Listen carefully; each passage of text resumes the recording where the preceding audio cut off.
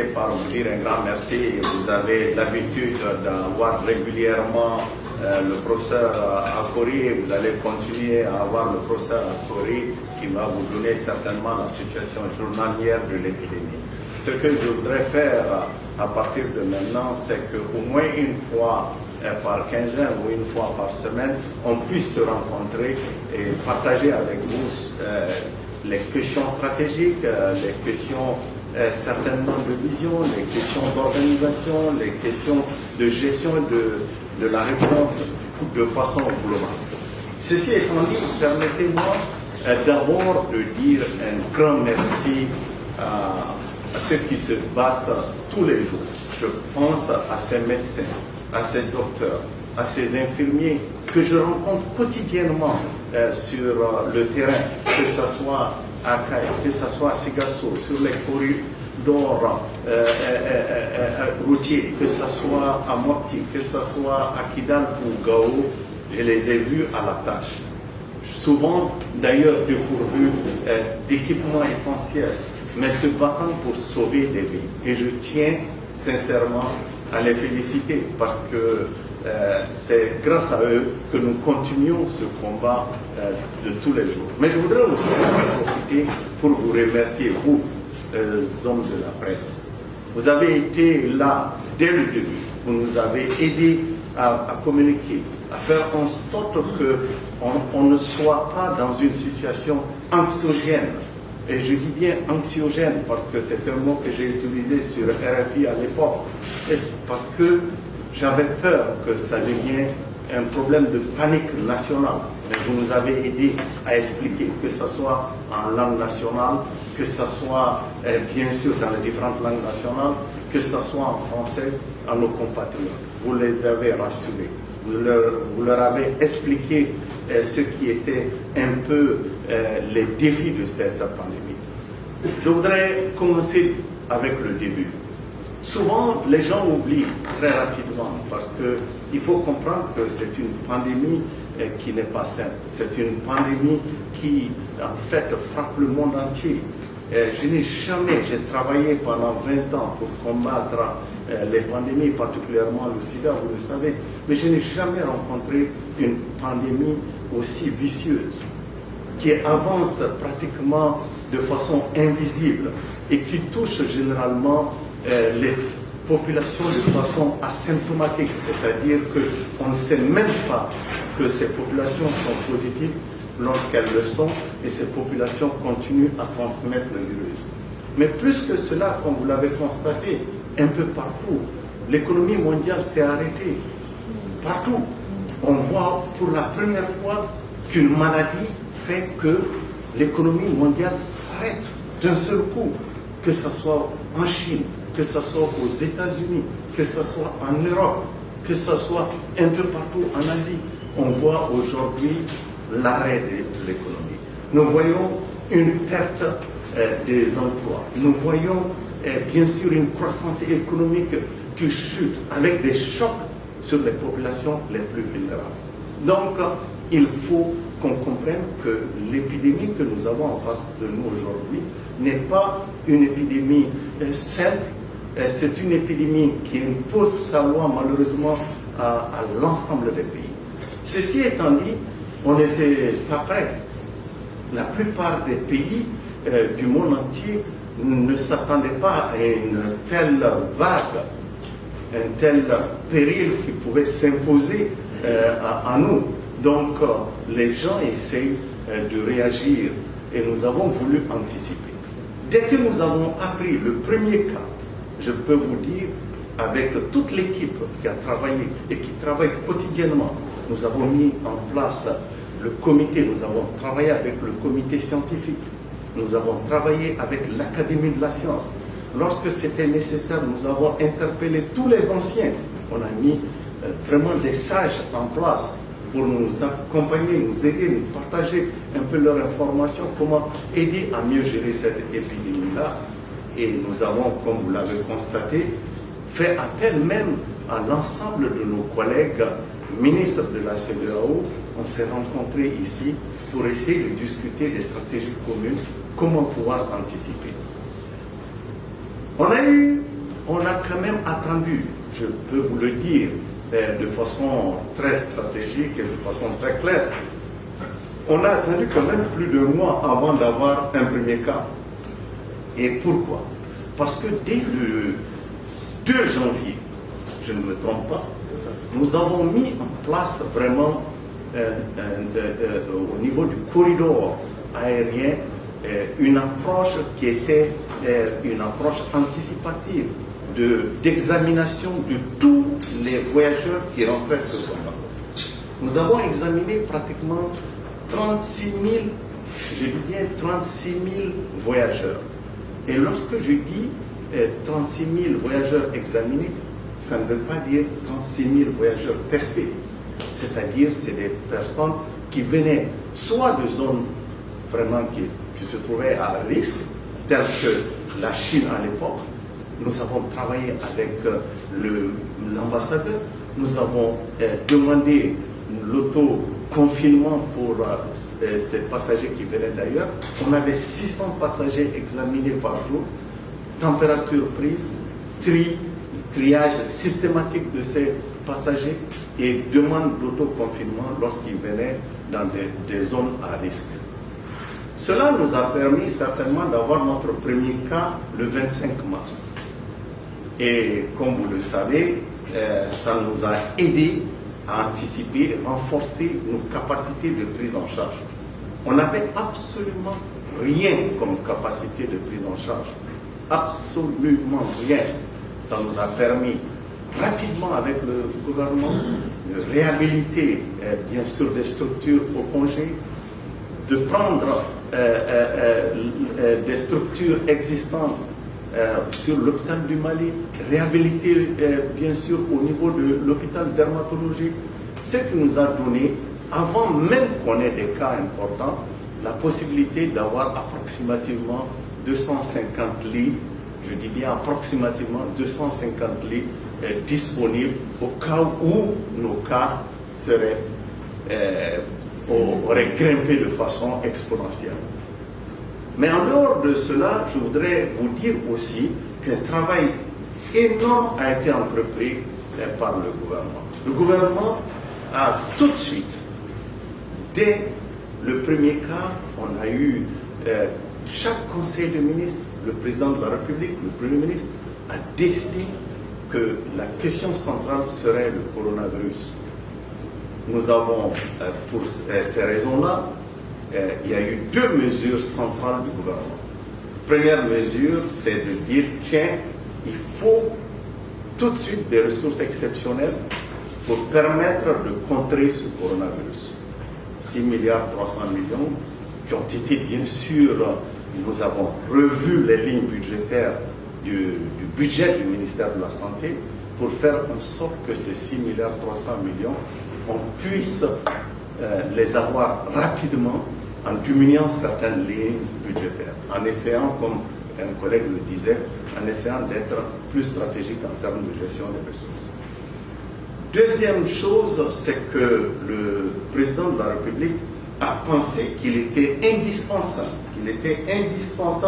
de faire en sorte que certaines mesures, telles que par exemple vraiment l'ouverture d'une ligne de crédit de 500 milliards, que cette ligne de crédit, on puisse le mettre à la disposition des populations les plus vulnérables pour faire face aux conséquences sociales et aux conséquences, je dis bien, économiques du coronavirus.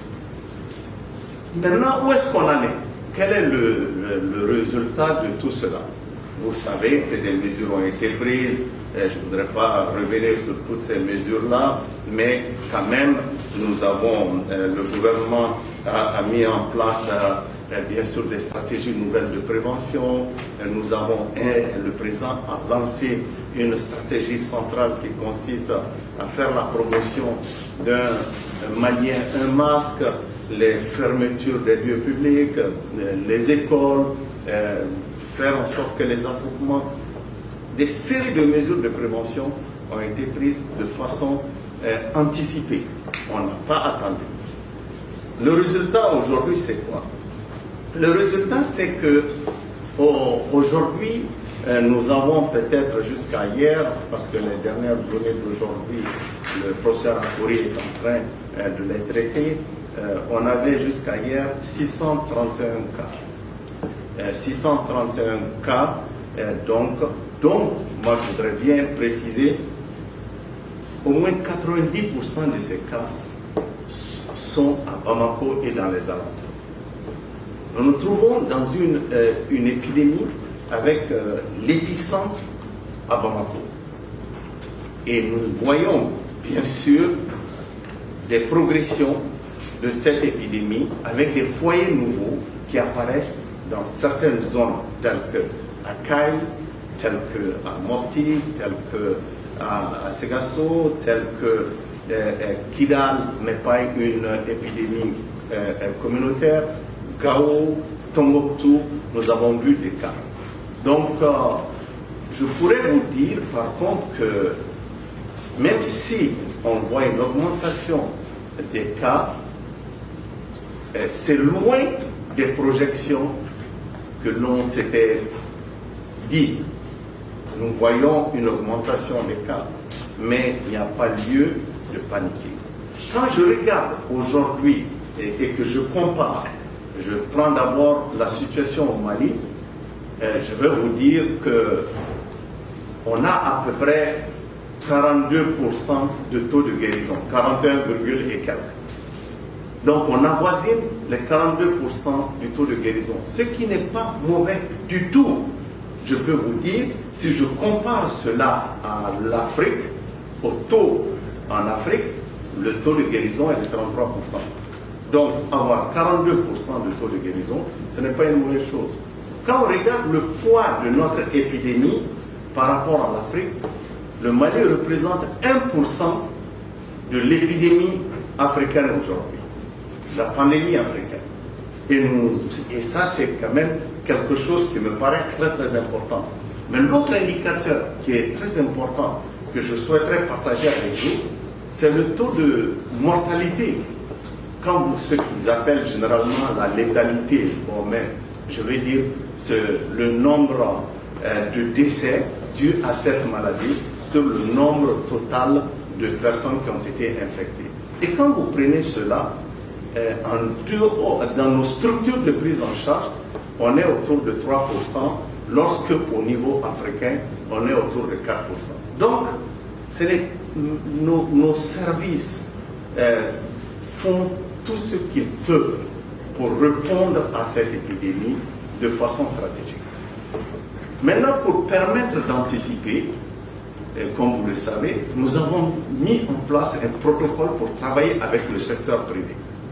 On a identifié tous les secteurs privés qui pouvaient nous aider, que ce soit Golden Life, que ce soit chez Professeur Guindo, que ce soit bien sûr Pasteur, pour voir dans quelle mesure, si nos services étaient dépassés, comment nous pouvons éventuellement impliquer tout le secteur privé. L'expérience a montré dans plusieurs pays que l'implication du secteur privé ne s'est pas organisée de façon rapide. Donc on a anticipé. Nous avons mis en place aussi une coordination très étroite avec toutes les structures, que ce soit le partenariat public-privé, que ce soit bien sûr l'aménagement, que ce soit les partenaires techniques, que ce soit la société civile, que ce soit les syndicats. On a essayé de faire en sorte que chaque structure soit vraiment impliquée dans la gestion de cette. Et ce qui m'a frappé, et j'ai été un peu partout, comme vous le savez, partout où j'ai été, j'ai trouvé au niveau régional que les gouverneurs, les directeurs d'hôpitaux, l'ensemble des structures communautaires, la société civile s'étaient organisés.